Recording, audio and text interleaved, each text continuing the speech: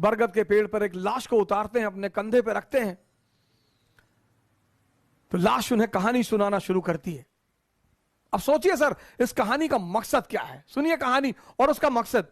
लाश उन्हें कहानी सुनाना शुरू करती है कि एक आचार्य थे, उनकी बड़ी खूबसूरत सी बेटी थी। आचार्य के 3 शिष्य थे और तीनों उस लड़की को बहुत प्यार करते थे और तीनों बड़े योग्य थे। आचार्य जी को भी लगता था कि यार योग्य तो तीनों हैं, लड़की को भी लगता था कि योग्य तो तीनों हैं, तो शादी किससे करूं? बाप और बेटी दोनों बड़े कंफ्यूज थे कि विवाह किससे किया जाए।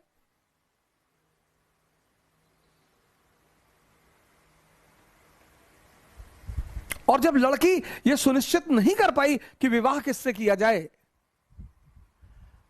तो एक दिन लड़की ने आत्महत्या कर लिया। अब जब लड़की ने आत्महत्या कर लिया, तीनों बड़े निराश हुए, गए, उसका दाह संस्कार किया। तो एक शिष्य तो तुरंत सन्यासी बन गया, वहीं धूनी लगा ली उसने उसकी कब्र के पास कि बस अब जीवन में कुछ करना ही नहीं, जिसको मैं प्रेम करता था वो बचा ही नहीं, तो अब जीवन में कोई सार नहीं, अब सिर्फ तपस्या करनी है और तपस्या करके ही जीवन को त्याग देना है।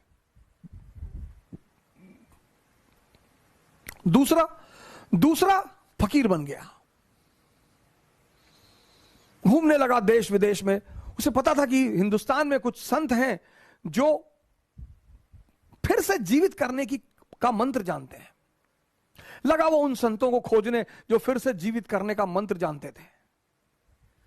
तीसरा जो उसमें था, वो डेली जाता था, उस मृत शरीर पे मसाला लेप लगाता था, साफ करता था, फिर उसे वहीं रख देता था।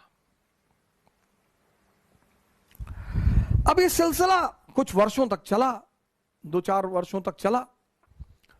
तो वो जो घूम रहा था चारों तरफ, फकीर बन गया था, मंत्र की तलाश कर रहा था, पुनर्जीवन देने के मंत्र का जो तलाश कर रहा था, उसे एक दिन कुछ महात्मा लोग मिल गए, वो उस मंत्र को जानते थे। उसने उनकी सेवा की, उन्होंने उसे वो मंत्र सिखा दिया। जैसे ही उसने मंत्र सीखा, वो भगा वापस गांव की तरफ।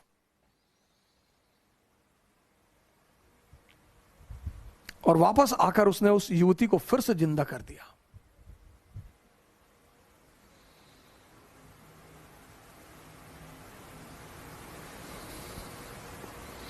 जब उसने फिर से जिंदा कर दिया, तीनों दावेदार फिर खड़े हो गए और अब तो युवती और सुंदर हो गई।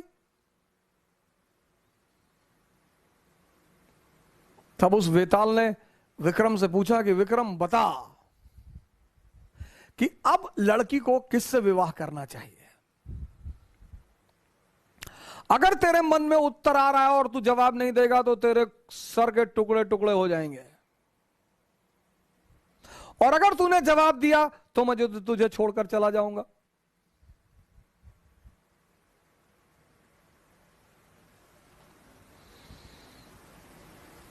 वेताल ने कहा कि अगर तेरे मन में जवाब आ रहे हैं, और ये नेचुरल प्रकृति है, हमारे सामने जब भी कोई परिस्थिति होती है, एक जवाब मन में आता कि ये कर ले यार,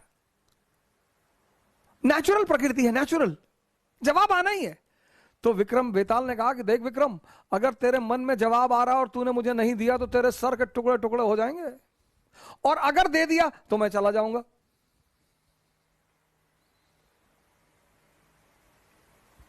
योग्य आदमी, भाई योग्य हो अयोग्य हो, मन में परिस्थिति में अगर परिस्थिति बन रही है तो जवाब आएगा। तो विक्रमादित्य ने जवाब देना शुरू किया।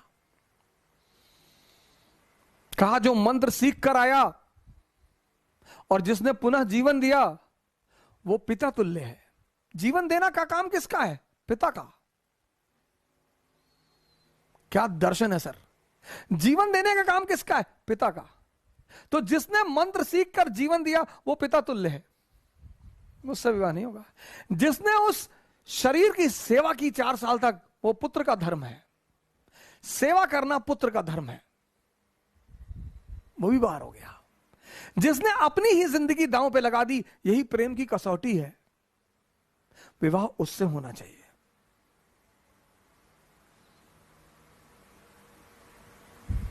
यह था शिक्षा देने का तरीका। और जैसे ही विक्रमादित्य ने जवाब दिया, वेताल उड़ चला कि तूने बोल दिया विक्रम।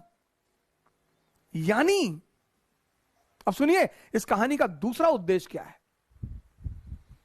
मौन। परम की जो प्राप्ति होगी वो मौन में होगी, साइलेंस में होगी। इसीलिए हिंदुस्तान में एक वर्ड है मुनि।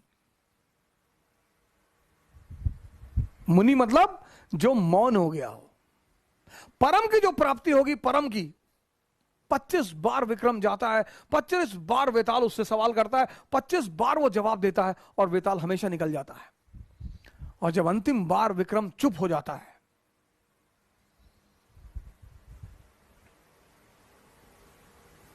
यह थी भारत की शिक्षा पद्धति।